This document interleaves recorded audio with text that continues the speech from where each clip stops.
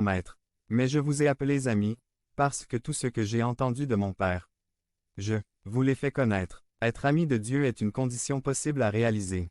Si nous nous demandons quelles caractéristiques distinguent un ami de Dieu, nous pouvons les résumer en deux aspects ou points fondamentaux. Le premier est la foi, et le second est l'obéissance.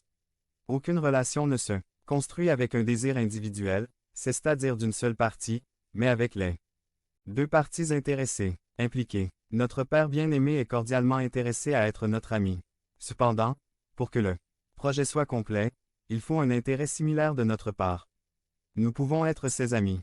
Le Seigneur Jésus a annoncé que nous pourrions être ses amis. Jean 15.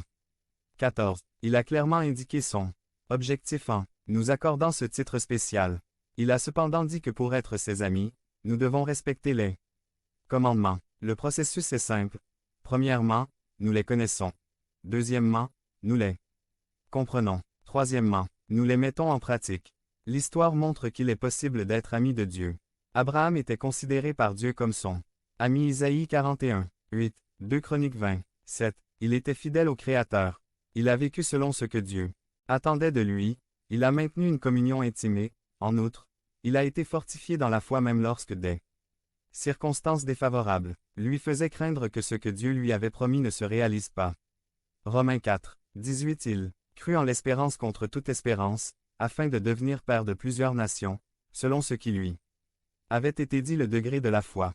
La foi était le degré qui permettait à Abraham d'être considéré comme un ami de Dieu. Jacques 2, 22 à 23. La vie d'Abraham a montré clairement que sa foi était enracinée en Dieu. Malgré les difficultés, il n'a pas diminué mais a grandi parce que chaque nouvel incident auquel il était confronté l'a amené à serrer plus fort la main du Père.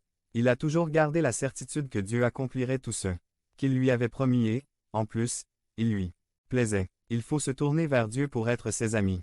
Tant que nous évoluons selon le système de la mondanité, nous serons éloignés de Dieu et nous récolterons le fruit du mal que nous avons semé. Jacques 4.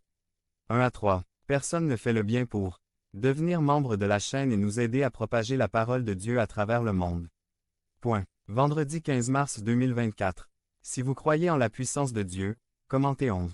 11. D'abord sous réserve du péché.